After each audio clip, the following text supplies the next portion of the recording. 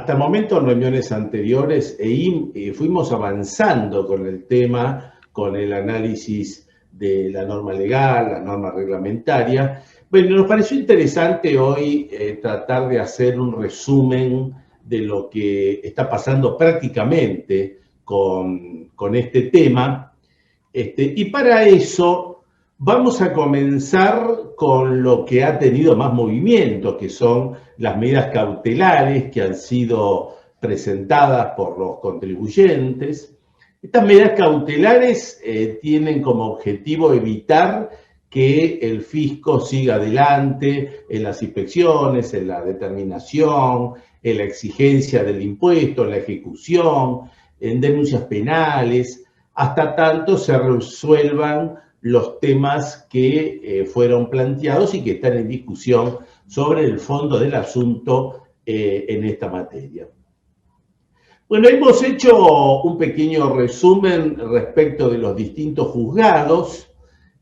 Habíamos empezado con el Federal 8, contencioso administrativo, que había dado las medidas cautelares, y después nos encontramos con que los juzgados 2, 8, 10 y 11 no la otorgaron. Acá vemos que está repetido el 8 porque en realidad en el juzgado federal 8 ha cambiado su criterio. Cuando los contribuyentes plantearon las acciones de amparo, fueron otorgados estas medidas cautelares. Pero cuando a partir de ahí empezaron a plantear las acciones declarativas, dejaron de hacerlo con un argumento que la verdad que no nos ha parecido muy sólido. Pero bueno, hoy estos juzgados 2, 8, 10 y 11 en contra de las medidas cautelares. En Córdoba, por ejemplo, nos encontramos con que el Federal 1 de Córdoba otorgó medidas cautelares, no así el Federal de Río Cuarto y tampoco el Federal de Belville. En San Juan, por ejemplo, ha otorgado medida cautelar el Federal 2 y también el Federal de Mar del Plata a cargo del juez Alfredo Arias. Bueno, Alfredo López, perdón. Estos son entonces la posición respecto de las medidas cautelares. Este es el primer frente de batalla que tenemos. Ahora vamos a ver algunas fundamentaciones del rechazo. Vamos a ver cómo hay, obviamente, argumentos encontrados. Fundamentaciones del rechazo de las medidas cautelares. Uno está dado por el limitado ámbito cognoscitivo de lo que es justamente el tema planteado, por lo cual requería un ámbito de mayor estudio y en base a eso se deja sin efecto. La falta de demostración del comienzo de una determinación de oficio o de una ejecución fiscal, también un argumento utilizado.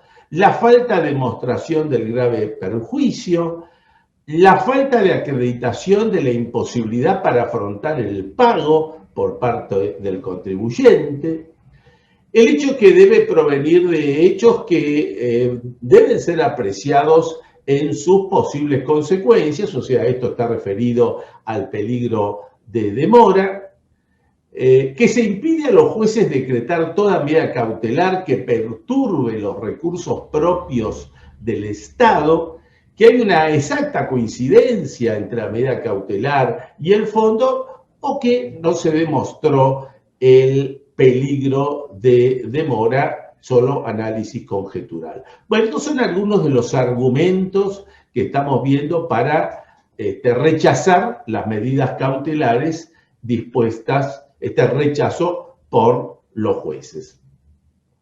Ahora vamos a ver algunos fundamentos que los jueces están utilizando para justamente confirmar, para otorgar las medidas cautelares. En primer lugar, la afectación de derechos y garantías del contribuyente, fíjense qué interesante esto, el tiempo del proceso mal irreparada para el contribuyente, El plazo del vencimiento para el pago del impuesto hacia el peligro de demora. Fíjense qué posición tan distinta con lo que habíamos visto antes. El requisito de verosimilitud del derecho no debe ser tratado en esta instancia, pues ello sería avanzar sobre el fondo de la cuestión. También qué posición encontrada con la que vimos antes. No cabe ser tan exigente respecto de la verosimilitud del derecho en la gravedad e inminencia del daño, otro argumento totalmente encontrado, y la verosimilitud del derecho en la confiscatoriedad por certificación contable. Estos son entonces algunos de los argumentos que se utilizan para haber concedido estas medidas cautelares. Hemos hablado en estas últimas reuniones sobre la naturaleza jurídica de lo que es el aporte solidario. Hemos hablado bastante sobre si es un recurso tributario o no tributario, tema que hoy está en plena discusión. Respecto de la posición de la AFIP sobre este tema, al contestar el informe del artículo 4, o sea, de la Ley de Medidas Cautelares, vamos a ver que hay una posición encontrada también por parte de la AFIP. Hay algunos abogados que están enfatizando en su carácter no tributario y hay otros que prácticamente no entran en este análisis y se agravian de los aspectos constitucionales.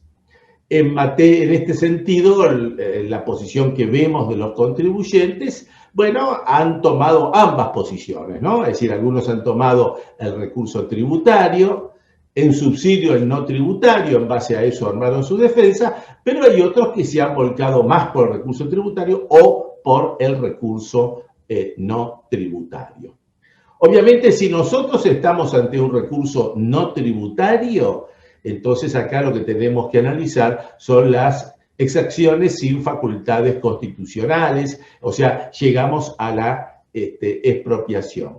Y algunas posiciones judiciales que nos llamaron la atención, por ejemplo, cuando se rechaza la medida cautelar y el juez reconoce que este instituto tiene reconocimiento constitucional en el artículo 75-22, con lo cual, de alguna manera, está dando a conocer cuál es su posición al respecto. Me pareció también repasar el tema de la competencia del Tribunal Fiscal, donde también se ha hablado mucho sobre este tema. En el momento en que las causas puedan llegar al Tribunal Fiscal, todavía estamos lejos porque recién estamos en la etapa de fiscalización. Acá recordamos nuestra posición en el sentido que hay una remisión legal a la ley de procedimiento, con lo cual cualquiera sea la figura utilizada, desde nuestro punto de vista, el Tribunal Fiscal va a tener competencia y, como sabemos, no se puede expedir sobre la inconstitucionalidad de la norma. Por lo tanto, tenemos que ver qué supuestos, en definitiva, el Tribunal Fiscal va a expedirse. Justamente cuando el contribuyente está haciendo los distintos agravios, hay algunos que son constitucionales, otros no, o sea, sobre eso, obviamente, el Tribunal Fiscal va a tener competencia. Se ha hablado también de los embargos preventivos, la posibilidad de hacer frente a los embargos preventivos. Como sabemos, el embargo preventivo legislado en el artículo 111 de la Ley de Procedimiento Fiscal tiende al aseguramiento del crédito fiscal. Y como dice el propio artículo, este embargo preventivo puede ser solicitado por la AFIP en cualquier momento. Nosotros sabemos que por las instrucciones y que por la práctica de todos los días, el embargo preventivo se suele solicitar en la etapa de fiscalización o de la determinación de oficio. Pero es muy importante señalar que para solicitar ese embargo preventivo, debe existir previamente una evaluación de la situación económica financiera por parte del contribuyente a cargo de la AFIP. Por eso vemos realmente un poco teórica la posibilidad de la utilización de esta figura cuando estamos hablando de los contribuyentes más importantes que tiene el país. Y el otro aspecto para recordar es que el embargo preventivo requiere siempre una solicitud del funcionario de la AFIP al juez. Y el rol de la justicia va a ser que el juez va a evaluar justamente esta solicitud y de darse todos los supuestos, acá tenemos larga jurisprudencia sobre el tema, se va a conceder el embargo preventivo. Recordamos que ha habido una modificación en este artículo 111 que le daban un plazo perentorio al juez para expedirse sobre la solicitud de embargos preventivos. Esto con buen criterio ha desaparecido de la ley de procedimiento porque obviamente no se le puede imponer a un juez inclusive un plazo para establecer el embargo preventivo. Lo cierto entonces es que por un lado existe esa evaluación económica financiera del contribuyente que debe realizar la AFIP y por otra parte la solicitud y por otra parte el rol de la justicia del juez para ver si se cumplen o no los requisitos legales a los efectos de poder concederlo.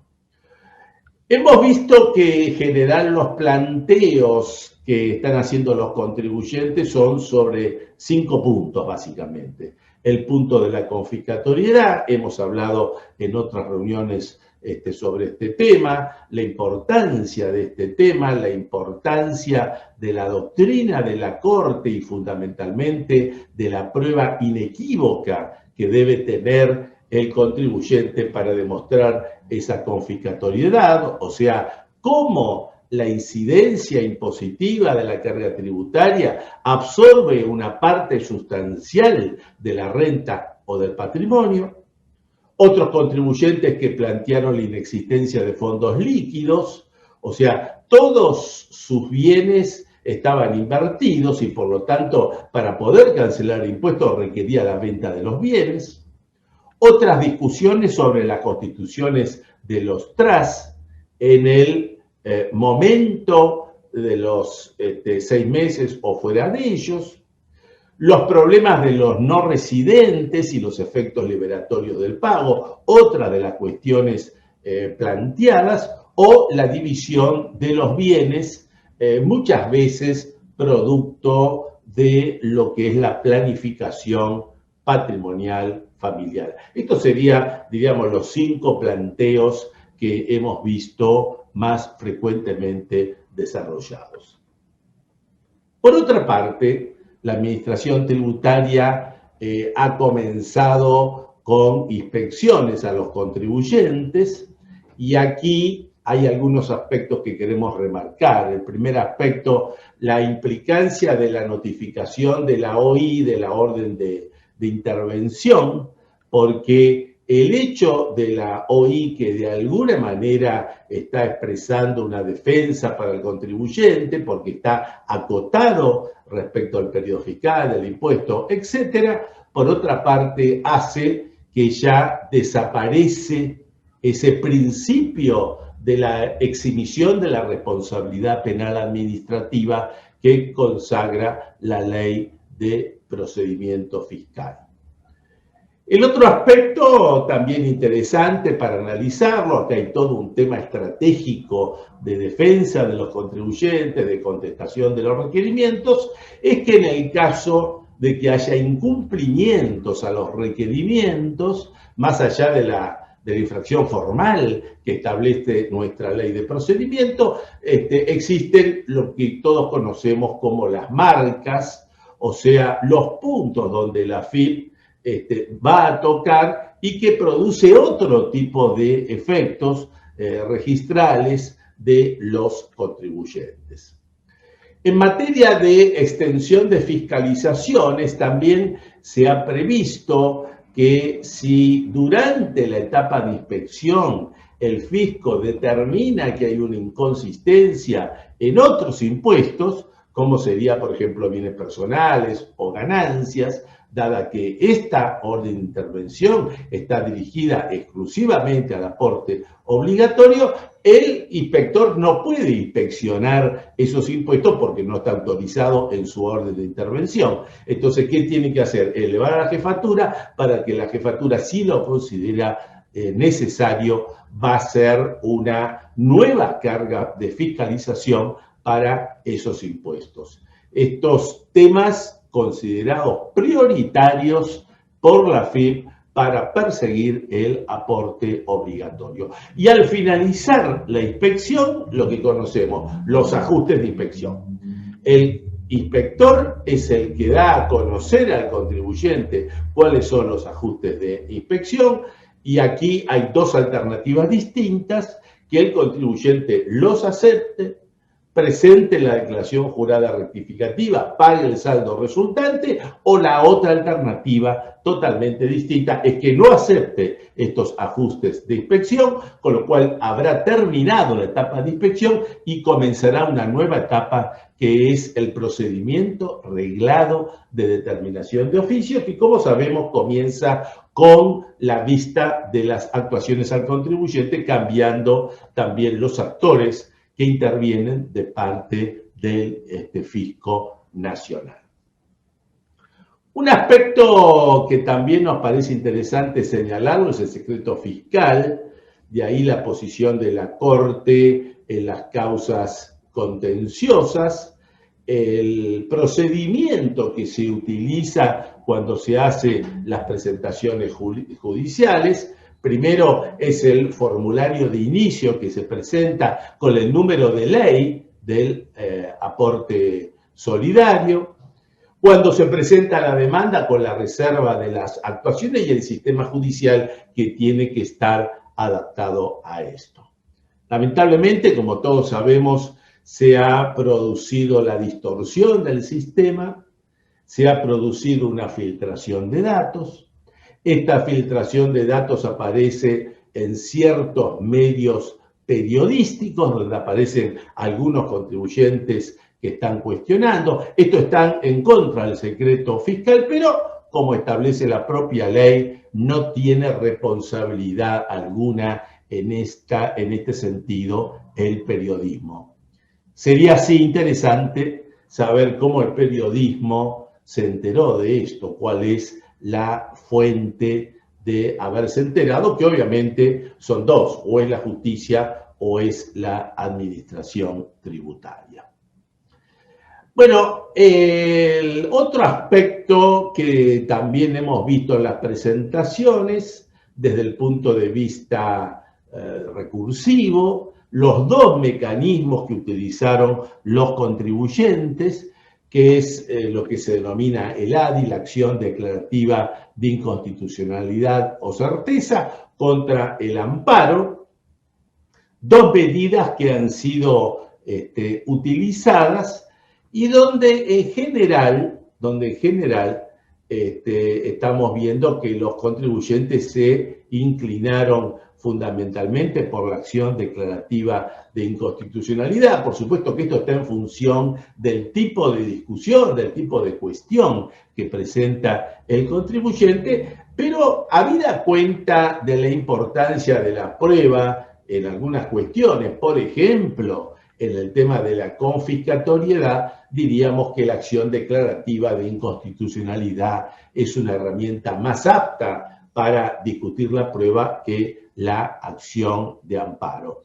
Y justamente respecto de la acción declarativa de inconstitucionalidad, el tema que también va a tener que ser resuelto, todavía no hemos llegado a esa instancia, es el caso en ciernes, donde este es un requisito o no para la apertura, para la procedencia de la acción declarativa, donde acá sabemos que hay una posición tradicional de la Corte exigiendo el caso en ciernes, pero una flexibilización en determinados supuestos, como ha sido el tema de Festival de Folclore, Doma y Folclore, donde la Corte flexibilizó en ese sentido este caso en ciernes como requisito para la acción declarativa de inconstitucionalidad.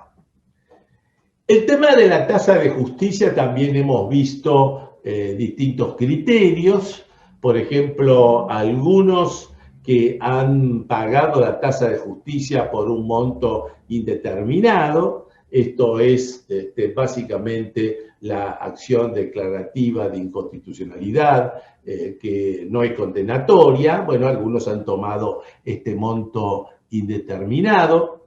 Otros lo han tomado como casos especiales, con lo cual la alícuota es el 1,5. Otros, los cuales nosotros nos adherimos, es la alícuota general del 3% que corresponde pagar en los casos de tasa de justicia. También los distintos expedientes se van a ir tramitando según haya sido la posición que han tomado en definitiva los contribuyentes.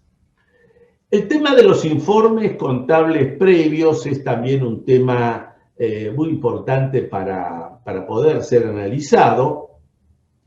Y acá tenemos que hacer una distinción entre lo que es el informe contable previo que se presenta con el amparo o se presenta con la acción declarativa y que de inicio intenta hacer la prueba para lograr la medida cautelar por parte del juez, y lo que va a ser la pericia contable, que va a ser justamente aquella prueba que se va a presentar sobre determinados aspectos que se cuestiona y donde obviamente aquí la representación del fisco va a tener la posibilidad también de dar a conocer su posición. Por eso señalábamos también este tema. Un aspecto que destacamos en muchos casos es la falta de coherencia en la contestación del fisco. Nos estamos refiriendo al artículo 4 de la Ley de Medidas Cautelares. Cuando se observan las distintas contestaciones, vemos que entre muchas de ellas, cotejándola, aparecen incoherencias en la contestación del fisco por el tipo de argumentos que en definitiva se utilizan. Y ese tipo de inconsistencias derivados de este punto podrían ser utilizados como un agravio de los contribuyentes. Por eso lo señalábamos. Bueno, y terminamos recordando el plan de facilidades de pago que fue previsto por la resolución 3997, esto del 26 de mayo, parece una eternidad esta situación, pero es relativamente reciente. Acá recordamos que la adhesión va a prosperar hasta el día 30 de septiembre del 2021, que hay dos planes, un plan general para aquellos que presenten esta declaración jurada y que el impuesto que va a regularizar no proviene de ajustes de inspección. Es decir, es el contribuyente quien hace la determinación, se presenta y solicita las facilidades de pago. El otro sistema es el de plan de ajustes de inspección. Acá se requiere el ajuste de inspección, se requiere que el ajuste esté conformado por el contribuyente y se encuentren registrados en el sistema de la AFIP. El plan de facilidades de pago involucra capital, involucra intereses, involucra multas formales y materiales. Obviamente que cuando hablamos de la multa, difícilmente un contribuyente vaya a regularizar multas, porque obviamente le es mucho más interesante que le aplique la multa a la administración tributaria y poder discutirlo después en los tribunales correspondientes. Pero si hablamos de multa por omisión, tenemos que recordar que si no hay orden de intervención, sería para el plan general, no hay responsabilidad penal. Pero si hay orden de intervención, sería para los planes de ajustes de inspección. Entonces, si el contribuyente lo presenta hasta la vista, él va a tener un ahorro del 75% de la multa, o sea, va a pagar el 25%. Por supuesto, el tema de denuncia penal queda abierto. Como recordamos, el pago a cuenta es el 30%, 2 cuotas, vence el día 16 y la tasa de financiación corresponde al interés resarcitorio. Muy bien, este ha sido entonces nuestra presentación sobre el tema del aporte solidario, las novedades, el cuadro general.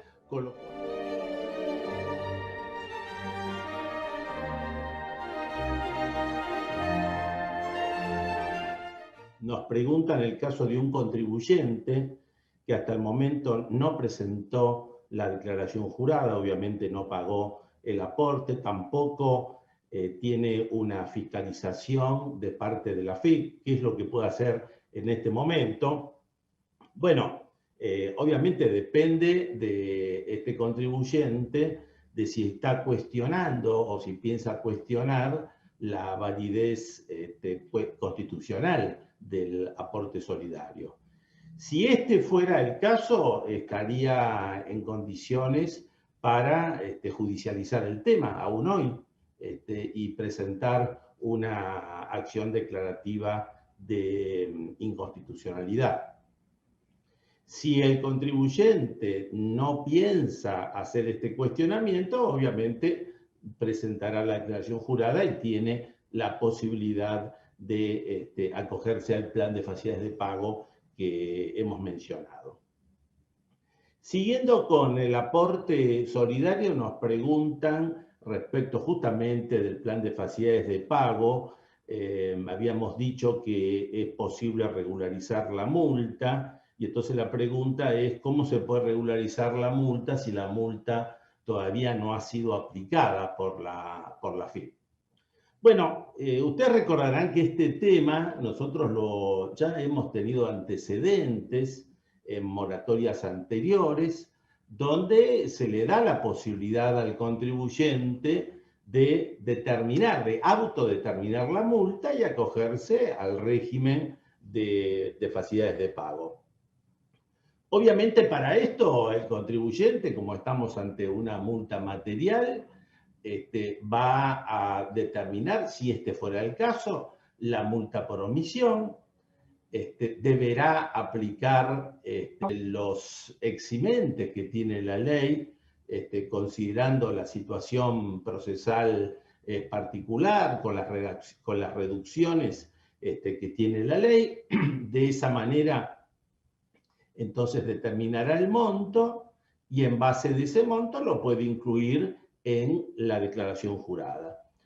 Lo que nosotros sostuvimos que, bueno, más allá que esto esté incluido en la resolución general, nos parece que rara vez se puede dar en la práctica que alguien quiera regularizar la multa, porque obviamente la multa queda congelada, con lo cual la administración tributaria, si el contribuyente no la ingresa, va a tener que iniciar todo el procedimiento correspondiente con el sumario, con las defensas del caso. Después vendrá la discusión ante el Tribunal Fiscal. Durante toda la etapa no tiene actualización alguna, no se le aplican intereses. Y bueno, y después, cuando queda firme, recién llegará el momento del pago. Con lo cual, parecería que en la práctica no es una solución conveniente regularizar la multa en el plan de facilidades de pago.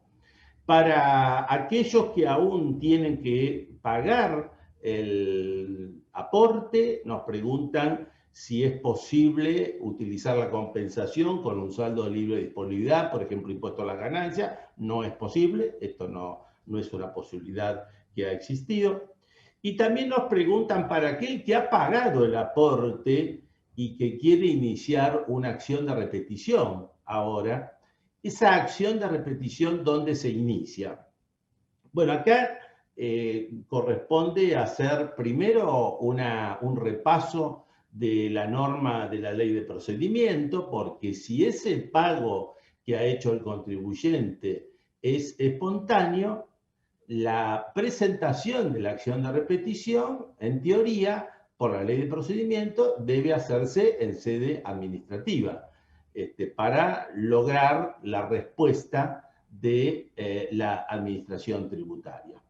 Ahora, es importante destacar que la jurisprudencia mayoritaria existente en esta materia ha llegado a la conclusión que no es necesaria la sede administrativa y el contribuyente perfectamente podría iniciar la acción judicial directamente cuando la discusión está vinculada a un aspecto constitucional.